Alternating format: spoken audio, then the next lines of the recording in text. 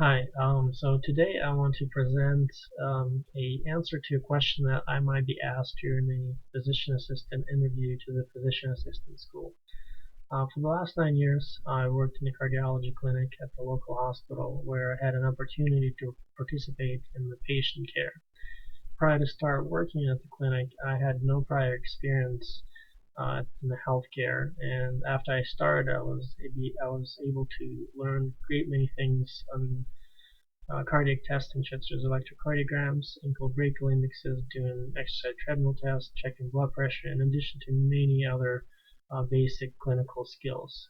As it turned out, I was also being able to help with the Russian-speaking population that lived near that area.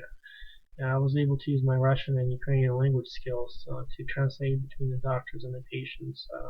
I helped convey results to the patients, and I helped discuss the care plan. At that point, I realized that was really important to me because I wanted these patients to receive the same care as any other patient. However, that was not the main reason, or my experience was not the main reason I want to become a physician assistant.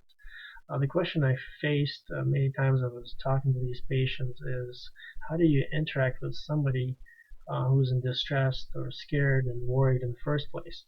And if you're a healthy individual and feeling distress may not be familiar to you, but imagine for a second if you have some random symptoms like palpitations, for example, not knowing how dangerous they are. And palpitations in a healthy individual, or at least if they're occasional, most of the time they're harmless. And the good doctor, knowledgeable doctor, will not only diagnose it fast, but they will also put you at ease by saying that they are in fact harmless and they feel good after. You probably won't even worry about it. Um, I'm usually the one who would contact the Russian-speaking patients that actually sick patients that come in or be on the phone or be on the phone. Um, um, and most of the time I had problems, or actually I was not sure how to talk to them. And for that reason, I volunteered as a victim advocate at the police department, so I could learn how to talk to the victims of the crime, which, in my opinion, would be very similar to the patients being in distress. And preparation of this course, or preparation to the victim advocacy, not only trained me how to talk to the victims, but also gave me a lot of tools of how to where and how these victims would find more help if they needed to. So victim advocacy or victim advocates, they appear to be gap fillers or the first responders to somebody in need, and sort of point them out in the right direction for help if they need more help, of course. And as an immigrant myself, I was able to connect to that.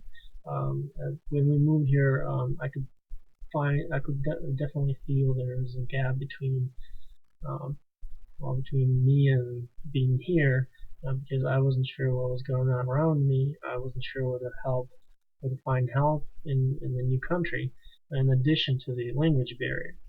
So the question is, why do I want to become a physician assistant? Well, because I believe the physician assistant will give me an opportunity or give me tools to close that gap between the patients and the unknown.